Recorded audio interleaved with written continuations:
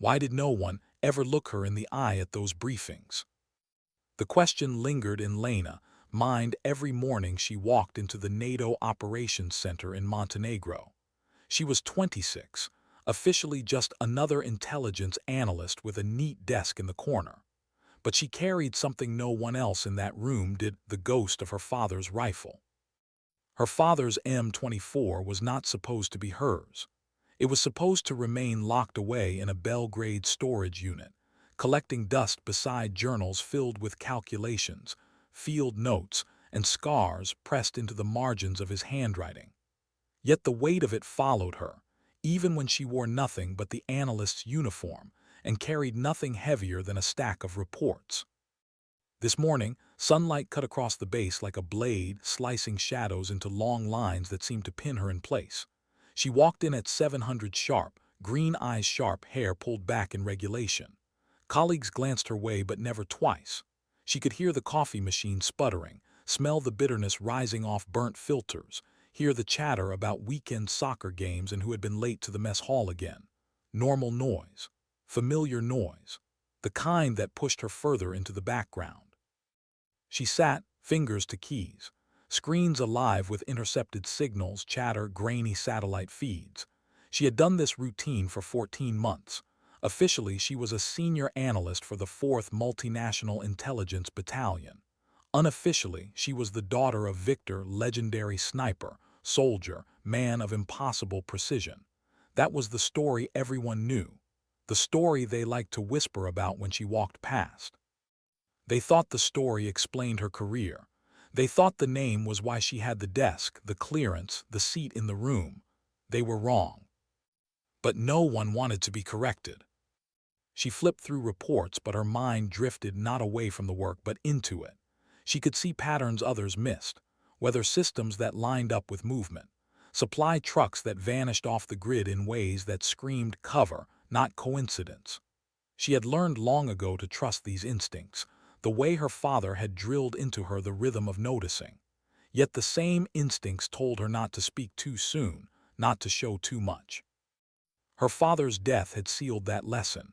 3 years ago, Bosnia, a mission no one fully explained, a silence in the official record where details should have been, but the rifle returned, and the journals, and the sense that something had been left undone. She pressed her lips together, steadying the memory.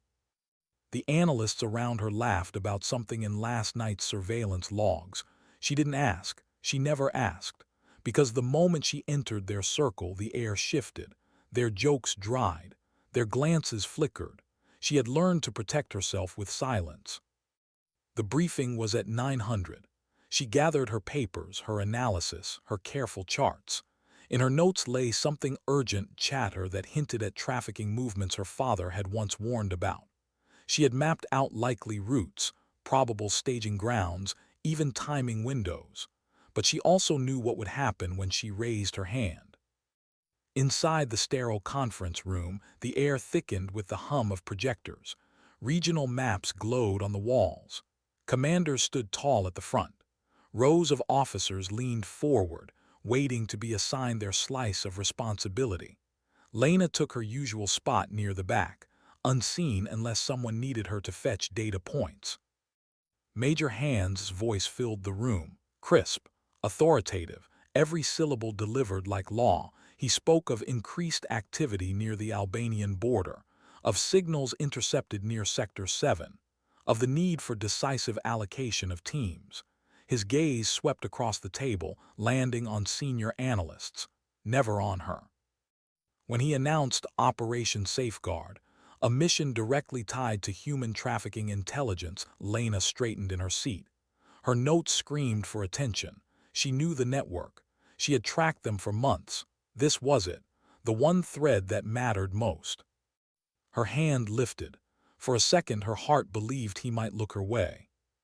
He didn't. Instead, he called other names. Davies.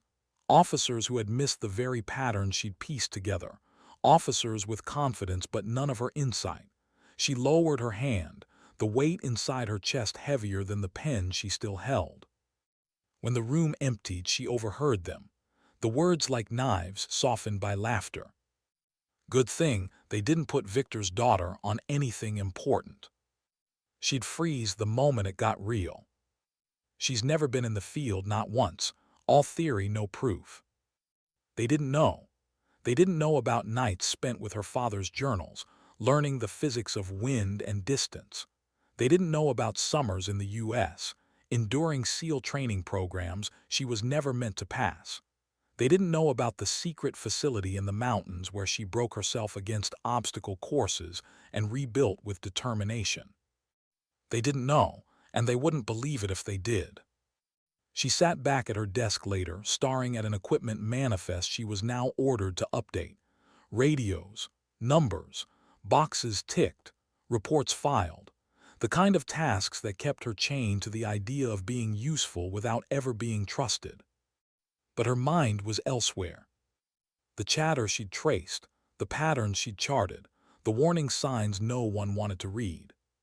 40 to 60 lives, maybe more, moved through valleys NATO patrols barely touched, within weeks, possibly days. Her hands trembled above the keyboard. She closed her eyes, breathed, pictured her father's handwriting, patience, preparation, be ready when no one else is. When the chance came again, she would not wait for permission. That night in her quarters, she unfolded the leather-bound journal he had left. The smell of old paper, gun oil, and dust rose from its spine. The notes inside were a mixture of calculations, sketches of terrain, fragments of reflection. Trust the silence, that's where they'll hide. She read until her eyes burned. And then she saw it, a reference to a training ground, a place outside Belgrade. She had been there, she had made it her own. She set the journal down, staring at her reflection in the darkened window. On the desk beside her lay a photo. Her father in uniform, the M24 in his hands, his eyes narrowed at something far beyond the frame. She whispered aloud, voice steady despite the crack forming inside her. They think I'm not you. They're right, I'm not. I have to be something else. The next weeks turned her into a shadow of two lives. By day, she filed reports, smiled politely, endured dismissals. By night, she vanished into the mountains. She ran drills until her lungs burned, fired round after round until her shoulders ached, practiced decision-making under artificial stress, forcing herself to choose quickly, knowing mistakes here would one day mean lives lost out there. No one knew, no one suspected. The transformation remained hers alone. Back at the base, her colleagues kept underestimating her. At the training facility, she built a version of herself they would never recognize until it was too late to deny. She learned to shoot at 1,200 meters in wind strong enough to push a bullet off course by feet. Learned to stabilize her breathing under adrenaline surge. Learned to listen to the silence her father had described, the silence before a decision. It wasn't just skill, it was a way of becoming. The day came when intercepted chatter shifted from background noise to something undeniable. Her system, the one she had built herself, outside NATO software, lit up with signals too coordinated to ignore. She knew the network was moving, knew they were preparing something massive. She tried once more to show her findings to Major. She watched his expression harden as he dismissed her. His words stung like physical blows. You're seeing patterns where none exist. You're not ready. You're not your father. Later in the corridor, Lieutenant Sarah Mitchell stopped her. Sarah's voice was low, cautious, but not unkind. I've reviewed your work. It's good, better than good. But you know why they won't listen, don't you? Because I'm me, Lena said bitterly. Sarah nodded. Because you're young, because you're a woman, and because you're Victor's daughter. 3 strikes before you start. The honesty hurt worse than the dismissal, yet it clarified everything. They would never give her the chance. She would have to take it. That night, alone in her apartment, maps spread across her walls like arteries of a single body. She looked at the lines of movement, the nodes of power, the fragile points where lives could be saved or lost. And then she looked at the rifle, disassembled, clean, waiting. Her father's voice lived in her memory. Be ready when no one else is. She whispered into the silence of the room, steady and certain now. I'm ready.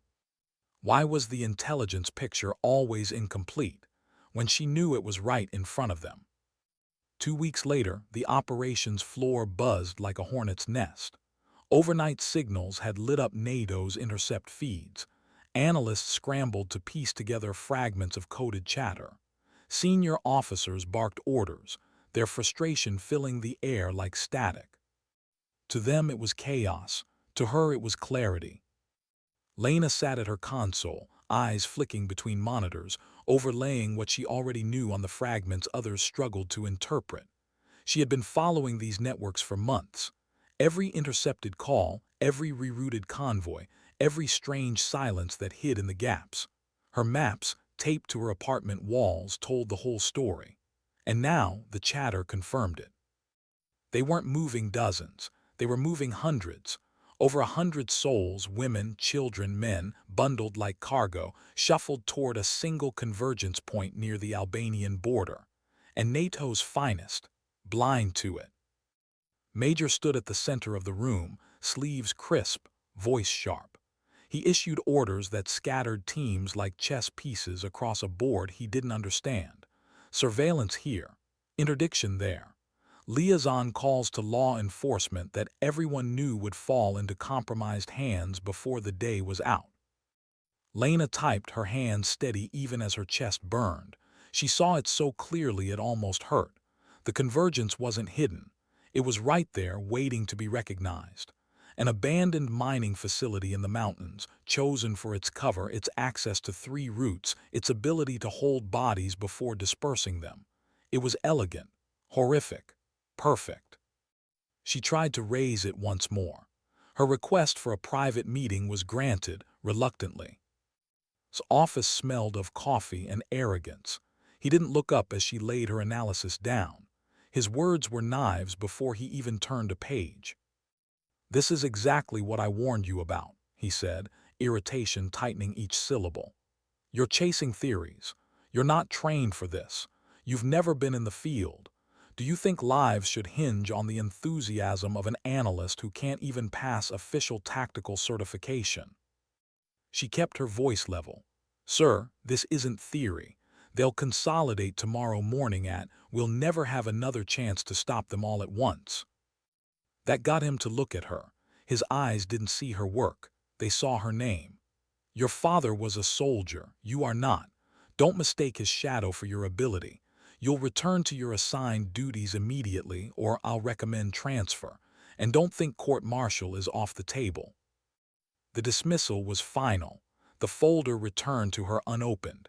The message unmistakable. She was not one of them. She never would be. She walked out of his office hollow and trembling, folder clutched against her chest. The hallway pressed in on her, every footstep echoing with the weight of silence. And then a voice broke it. Sarah Mitchell, quiet, careful, a hand on her arm. "He won't listen." Lena shook her head. Sarah's eyes softened. "Then maybe it's time to stop asking for permission." The words stayed with her through the rest of the day, through the false hum of ordinary duty, through the routine reports she typed while knowing what awaited those trapped in trucks tonight. By the time she reached her apartment, she knew. There would be no more waiting. She flicked on the single overhead light. Maps stared back at her from the walls. Red pins, blue lines, yellow markers, each one a fragment of suffering, each one a story no one at headquarters cared enough to see. Her father's journals lay open on the desk. His notes were as much scripture as instruction now. Patience, precision, dignity in silence. On the table beside them sat the rifle, disassembled, oiled, waiting. She laid out each piece with reverence, assembling it slowly, almost like prayer. Barrel, bolt, optics, stock, not just steel, not just a weapon, a bond, a legacy. When she closed the final latch, the M24 lay whole again, and so did she. She whispered to the silence, "If no one else will, I will." The plan unfolded in her mind with the clarity of something rehearsed 100 times.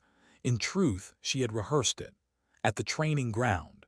in the simulations she had designed for herself, in the scenarios her father's journals had forced her to walk through, choice by choice, mistake by mistake.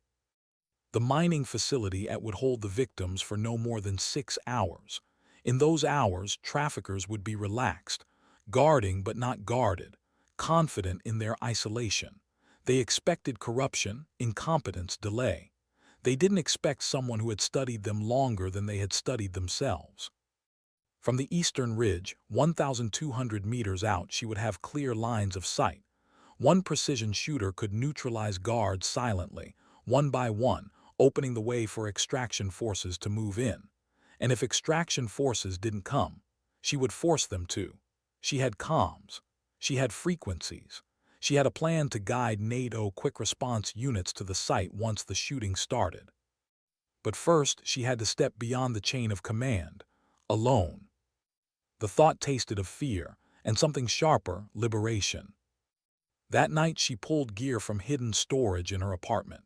Civilian clothes modified for mobility, tactical webbing, a compact med kit, communications rig her father had once modified to piggyback on civilian frequencies, boxes of ammunition, each hand-loaded, each tested.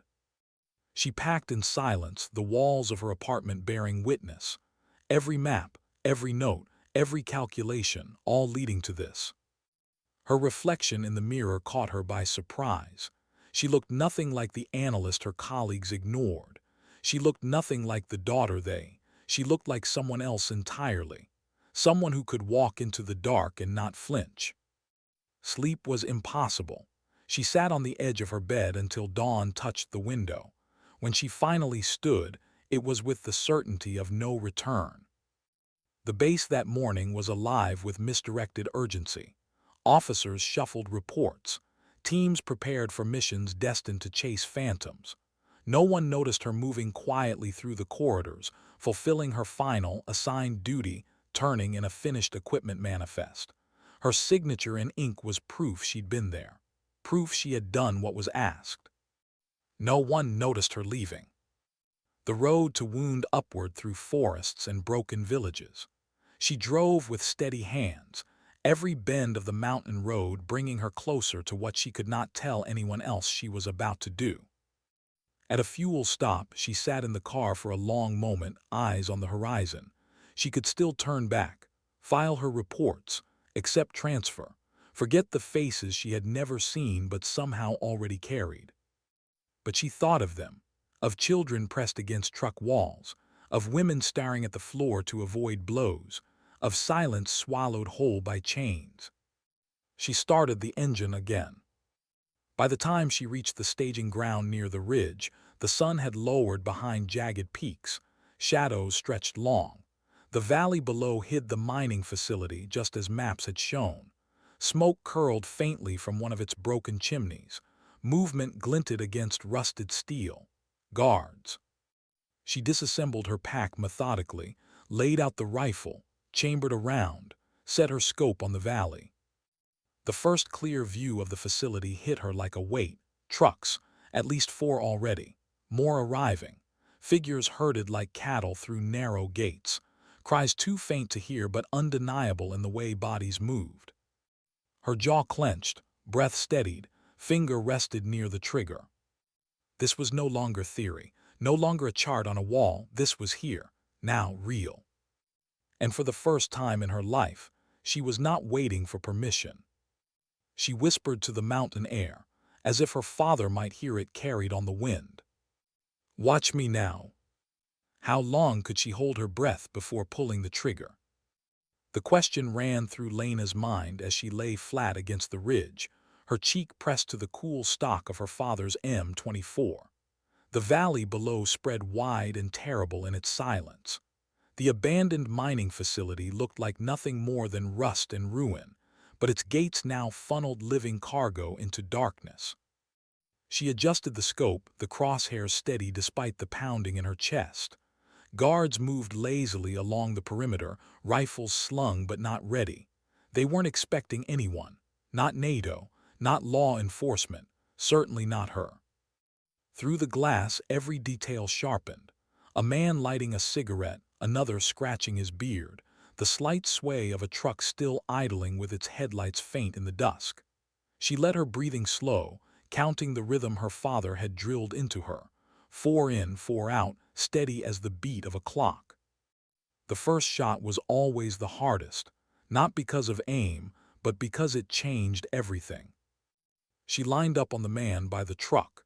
He turned his head, exhaling smoke into the mountain air. He had no idea that a mile away, someone had decided his fate. Her finger tightened. The shot cracked like thunder swallowed by wind. Through the scope she saw the man drop. The cigarette hit the dirt before his body did. No alarm, no shouts, just sudden absence swallowed by the valley. Her chest rose and fell once steady. She cycled the bolt, chambered the next round. On the ground, 2 more guards moved closer together, confused. She didn't wait. The second fell, then the third. Precision, clean, no wasted motion. The facility remained unaware. The traffickers were confident in their remote isolation. They didn't know death had found a perch above them. Her mind screamed to stop, to wait, to let someone else carry the weight, but her body knew better. This was why she had trained until her bones ached, why she had lived in shadows, learning to breathe through fear. One by one, the outer guards disappeared. No alarm sounded. Trucks still rolled in, delivering broken passengers into the rusted mouth of the mine. And then it happened, the shot she hadn't planned. A boy, no more than 12, thin arms bound as he stumbled from the back of a truck. His eyes darted toward the ridge as if sensing something, someone beyond sight.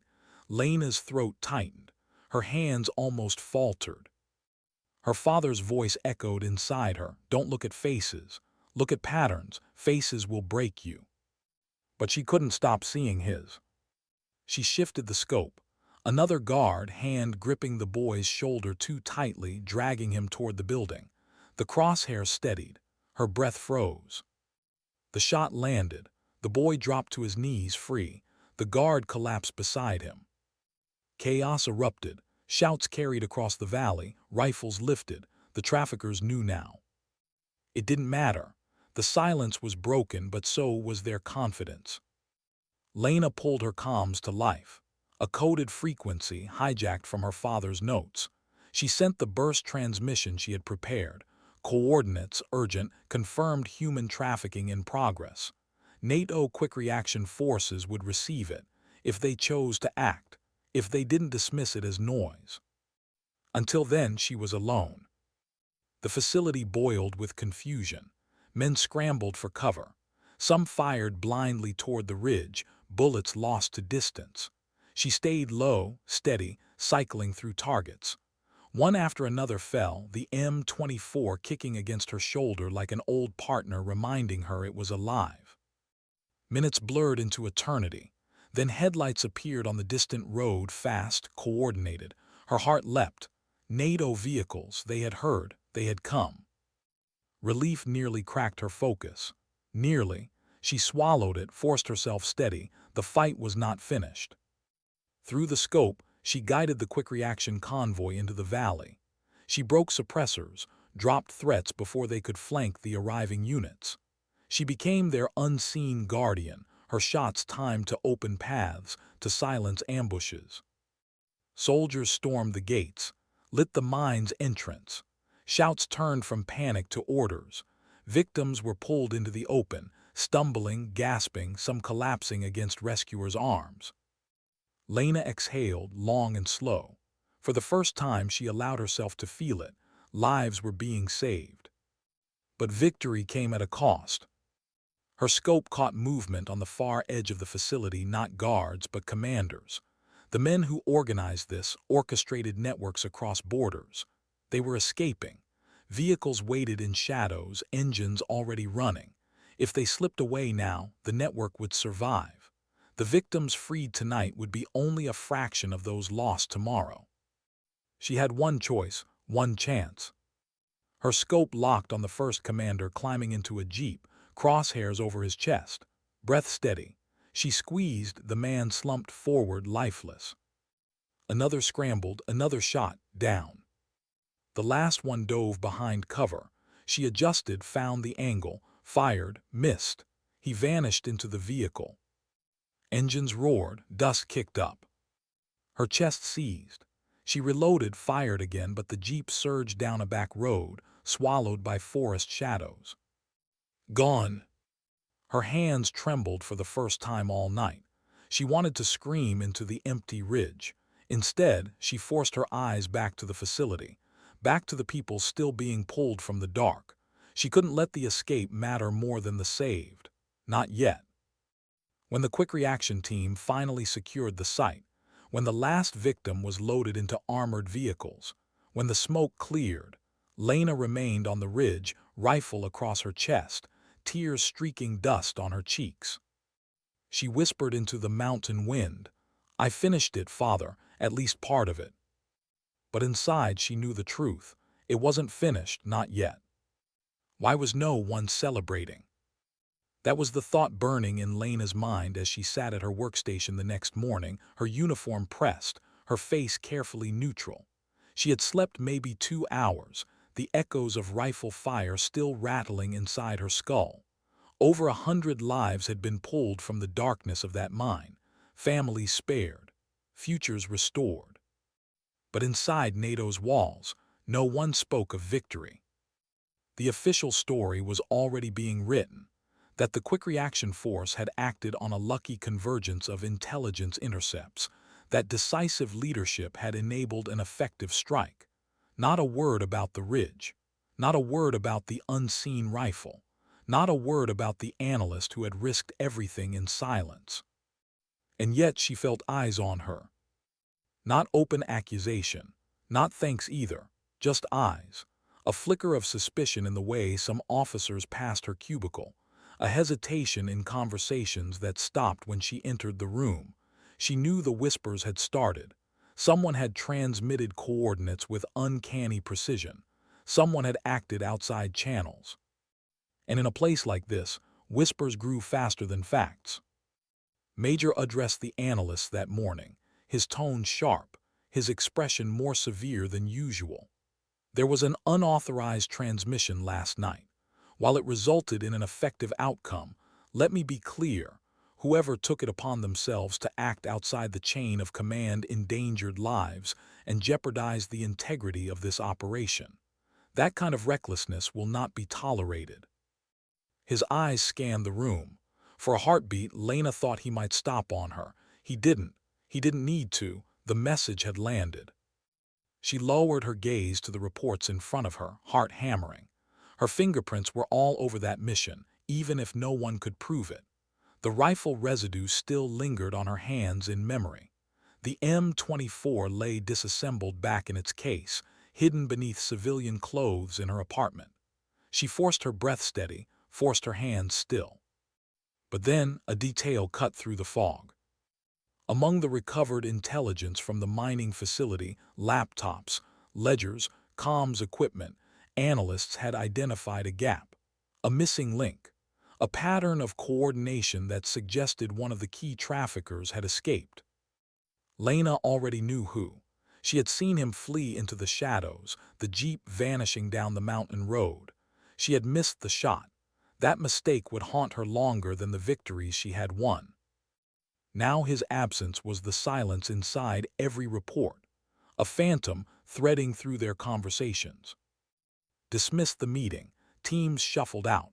Lena lingered, the screens in front of her blurred until she forced herself to focus. She began tracing the digital trails again, messages bouncing through networks she knew better than anyone. And there it was, a signal, subtle, coded, but familiar. The survivor was reaching out, gathering strength. She leaned closer, pulse rising. But then a shadow fell across her desk. Lieutenant Sarah Mitchell, calm, professional, eyes carrying more weight than her rank should, she slipped a file onto Lena's desk. "You should see this," she whispered. Inside, satellite imagery, trucks moving, not near, farther east, new staging points, new routes. Lena looked up. Sarah's face told her everything. "I know it was you. I'm not going to say it, but I know." "Careful," Sarah murmured. "They're watching." And then she walked away. leaving Lena with the file, leaving her with the confirmation that her secret was no longer entirely her own. That night Lena sat in her apartment, the maps around her updated with fresh pins. The face of the trafficker who had escaped burned in her mind. He was more than a man now. He was the unfinished line in her father's journals, the unfinished mission. She replayed the scene in her head, the jeep fleeing, the dust, the missed shot. Every time she pulled the trigger again in her mind. Every time the bullet hit empty air. Failure wasn't supposed to feel this loud. She pored over the new intelligence. The escaped trafficker wasn't retreating. He was regrouping, building toward something larger. The mining facility had been only a piece of a greater machine, a machine that was still running, still hungry. Her father had written once, "If you cut one vein, the body will bleed, but if you don't crush the heart, it will live again." The man who escaped, he was the heart. And Lena knew with a cold certainty that NATO would not chase him. Bureaucracy would stall. Reports would be filed. Operations planned weeks too late. They would focus on the victory at congratulating themselves while the network rebuilt in silence. Unless she acted again. The thought chilled her. Acting once had been dangerous. Acting twice, suicidal. The whispers would grow teeth. The suspicion would turn into charges. If she disappeared again, if she acted outside the chain, there would be no forgiveness. But when she closed her eyes, she saw the boy from the truck. His thin face, his eyes darting toward the ridge as if searching for something he couldn't name. If she stopped now, that face would join countless others in the shadows. She stood, walked to the case beneath her clothes, unlocked it. The rifle gleamed faintly in the lamplight, waiting, always waiting. She assembled it piece by piece, not to fire tonight, but to remind herself who she was becoming. Not her father's daughter, not NATO's desk analyst, something else entirely. The world outside her window was quiet, too quiet. She whispered to the rifle, to herself, to the silence pressing against her walls. One more step. Because she knew this wasn't over, not by a long shot. Why was she the only one awake to the danger? The question pressed on Lena as she walked the sterile hallways of the base, her boots clicking softly against the tiles. Around her, the others wore the look of victory. They smiled, congratulated one another, wrote reports filled with phrases like successful interdiction and significant rescue operation. But Lena knew better. Victory was smoke, thin, temporary, already fading. Because she could feel him, the one who got away. That night in her apartment, she stared at her wall of maps. The new pins spread eastward, threads of a spider web reaching into the Balkans. Communication intercepts confirmed it. The trafficker who escaped wasn't hiding. He was gathering, coordinating, expanding. Her father's words echoed through the journal she kept open on the desk. Never mistake silence for defeat. The quiet ones are only sharpening their knives. She turned the page. More notes, more diagrams. Her father had written about this network years ago. He had warned that they weren't just opportunists. They were a system, a machine. Cut one piece and the others filled the gap, unless the head was taken, unless the architect fell. Lena leaned back, exhaustion pulling at her eyes, but her resolve only sharpened. She couldn't stop, not now. The next morning, Major stood before the analysts with his usual severity. He spoke of commendations, of NATO's decisive action, of lessons learned. And then, almost casually, he mentioned the unauthorized transmission again. "We are investigating," he said, his voice carrying across the room. "This individual put lives at risk. We will find them." Every muscle in Lena's body locked. She forced herself to stare at her screen, to move her pen, to look every bit the compliant analyst she was supposed to be. But she knew they were looking for her. Sarah Mitchell caught her eye across the room, a flicker of warning, a silent "be careful." That night, Lena drove out of the city under the cover of darkness. Not to her father's training compound this time, but farther, deeper into the countryside. She needed new ground, new angles, new clarity. The road narrowed into mountain passes. She parked the car on a dirt trail, hiked the rest of the way with her pack heavy against her shoulders. When she reached the ridge line, the world opened in a vast sweep of forest and shadow. She laid out her maps beneath the stars, red light from illuminating the threads of her pursuit. Their movement, not in the valley below but in the patterns of intercepted chatter, convoys heading south, not random, coordinated. Her lips pressed tight. They were preparing another consolidation, not as large as smaller, quieter, testing the waters. And the man who escaped, he was behind it.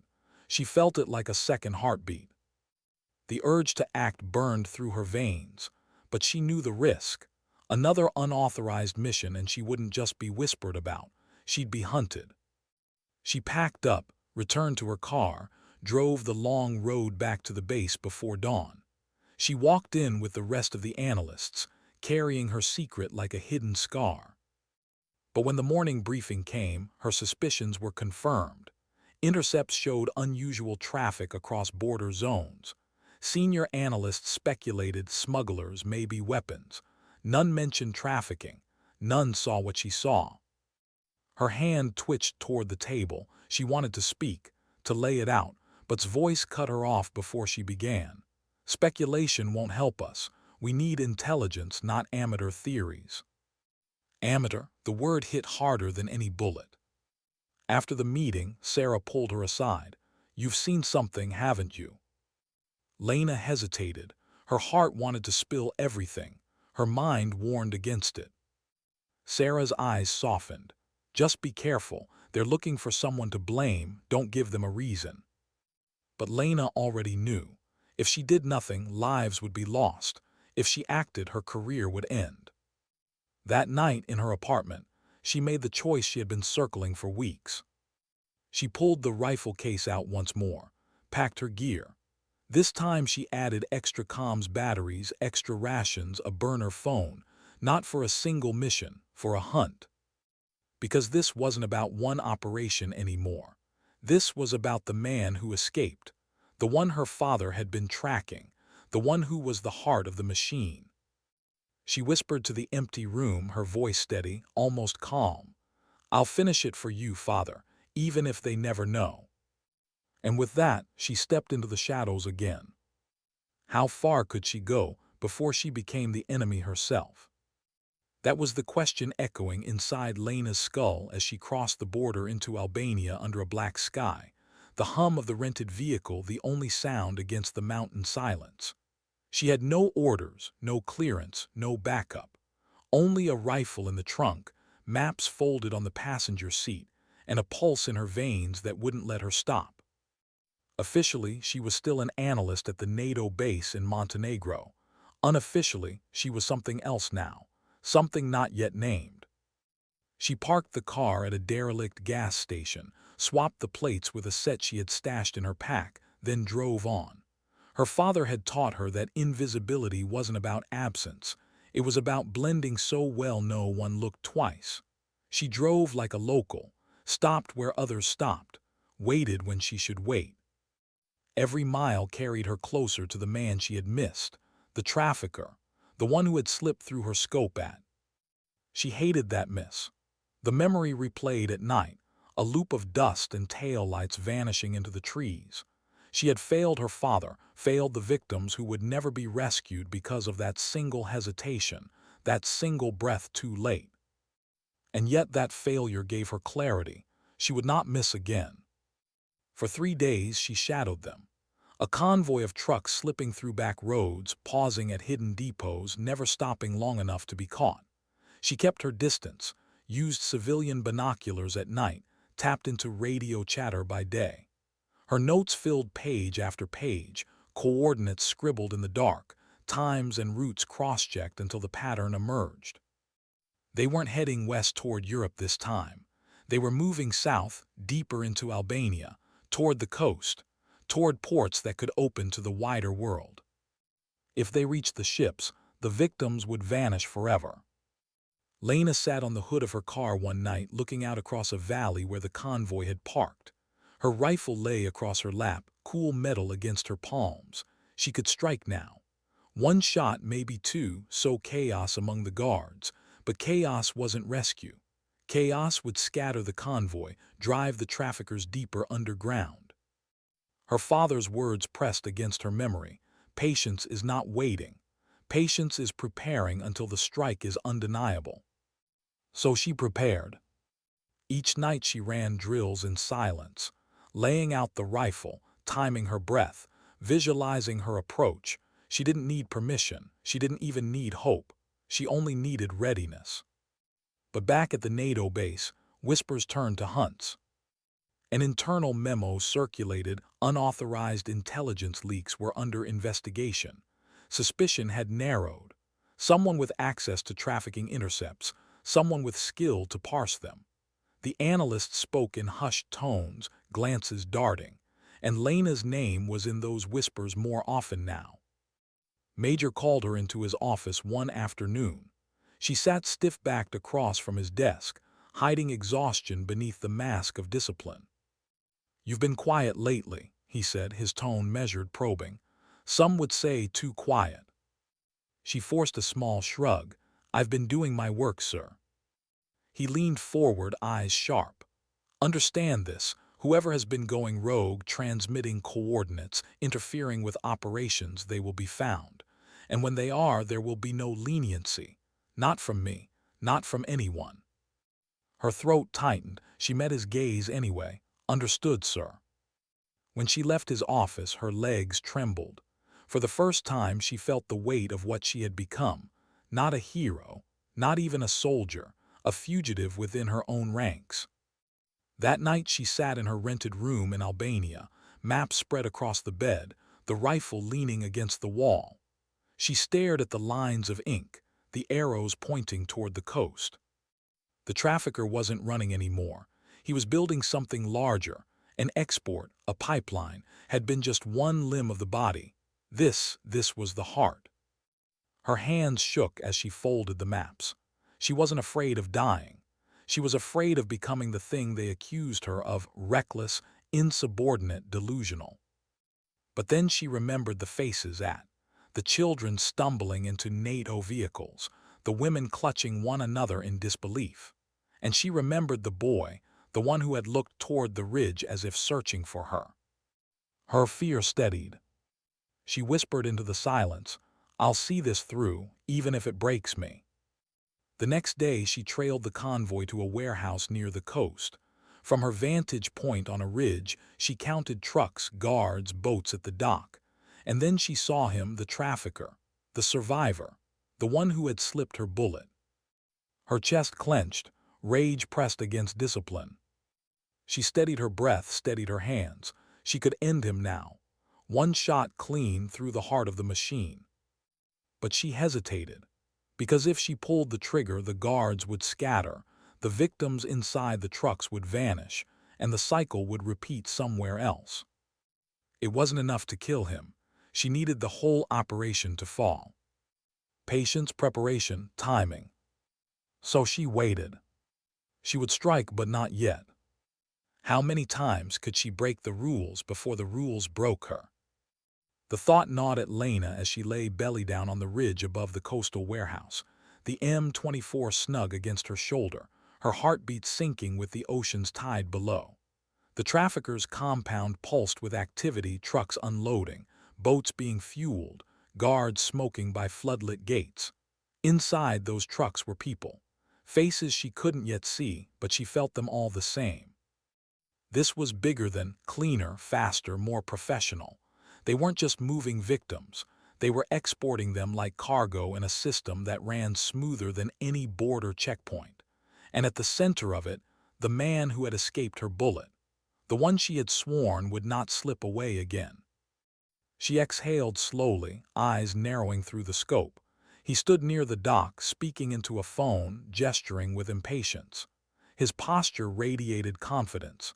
He believed he was untouchable. Her finger hovered over the trigger. One shot could end him. One shot could collapse the machine. But her father's words came back, sharp as the wind off the sea. "It isn't enough to kill a man. You must kill what he built." She pulled her finger away. The rifle lowered slightly. Her mind spun through possibilities. Strike now and she'd save none of the victims. Wait, and she risked losing him again. She forced herself to stay still, to wait. Hours passed, the tide rising, the moon shifting. Guards rotated, trucks shuffled.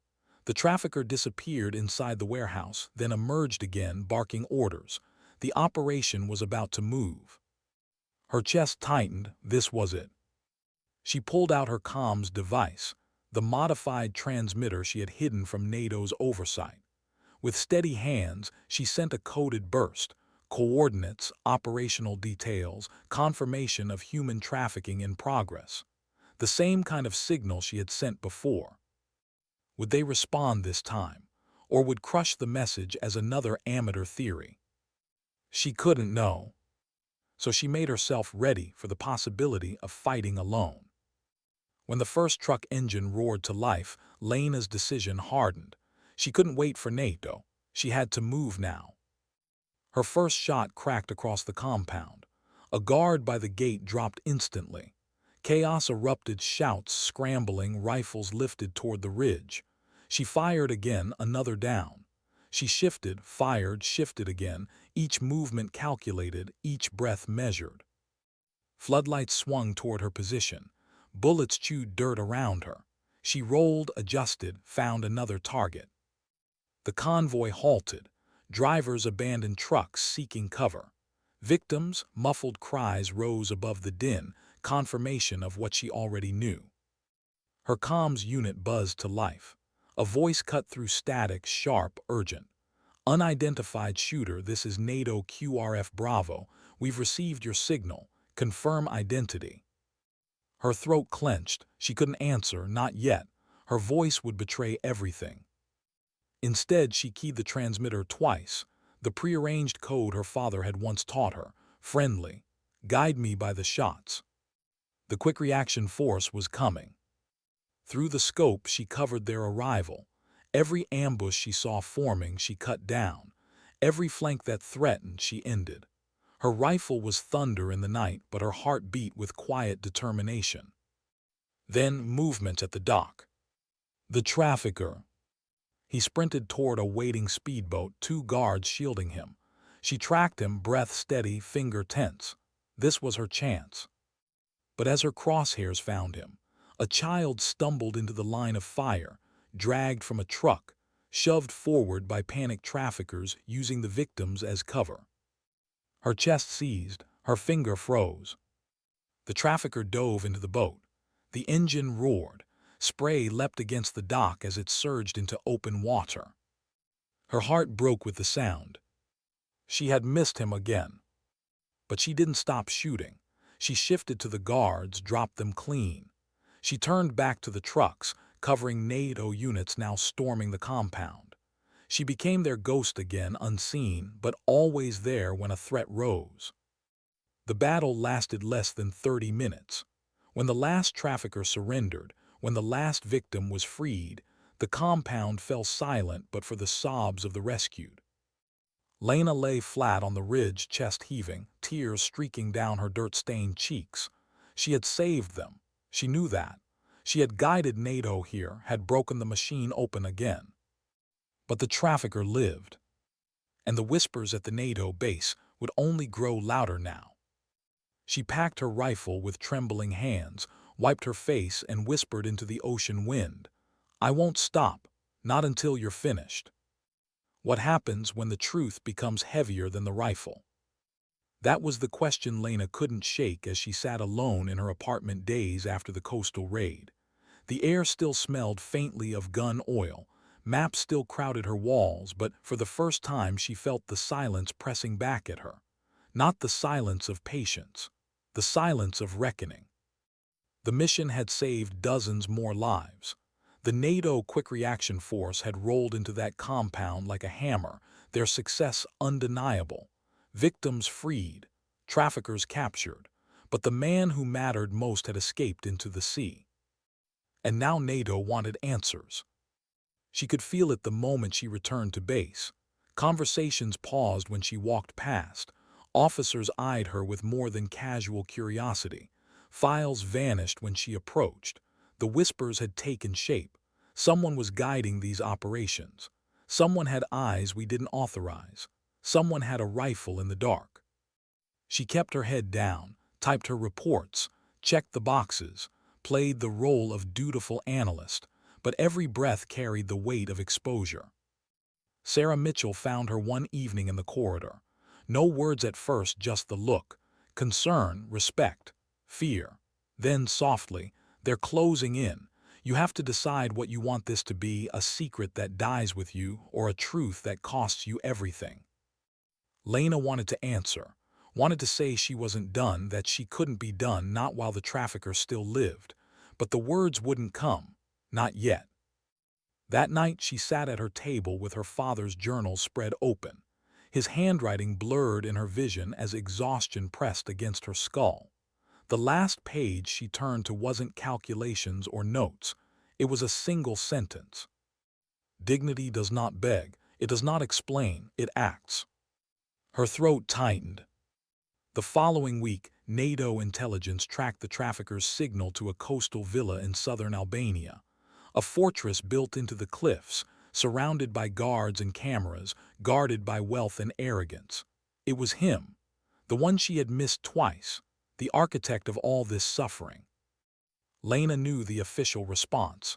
Meetings, debates, layers of clearance. By the time a plan was written, he would be gone again.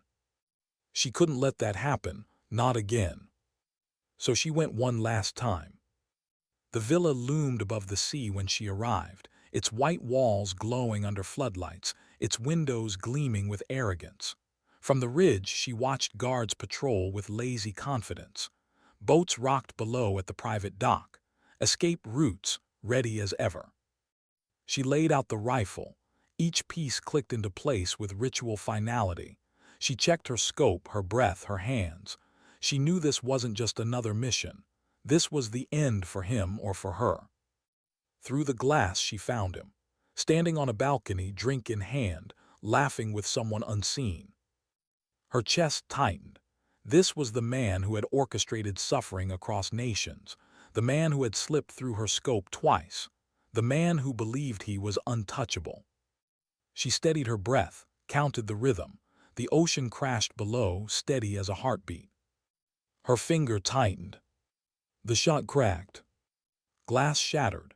His body jerked, the drink spilling into the night air before he crumpled out of sight. Silence followed, then chaos. Guards shouted, scrambled, searched the ridges. But Lena was already moving, already packing the rifle, already fading into the dark. She didn't wait to see the aftermath. She didn't need to, she knew. It was done. Back at her apartment, she stripped the rifle one last time, cleaned it, locked it away. Her hands lingered on the stock, on the cold steel, on the weapon that had carried her father's shadow and her own becoming. When dawn broke, she walked into the NATO base, straight-backed, steady. She reported for duty as though nothing had changed, but everything had. Called her into his office before noon. His eyes were sharp, his words careful. "There are questions about recent operations, leaks, unauthorized actions. Some are saying you know more than you should." Lena met his gaze, her face calm. "I've done my work, sir, nothing more." It wasn't a lie. It wasn't the truth either. It was exactly what it needed to be.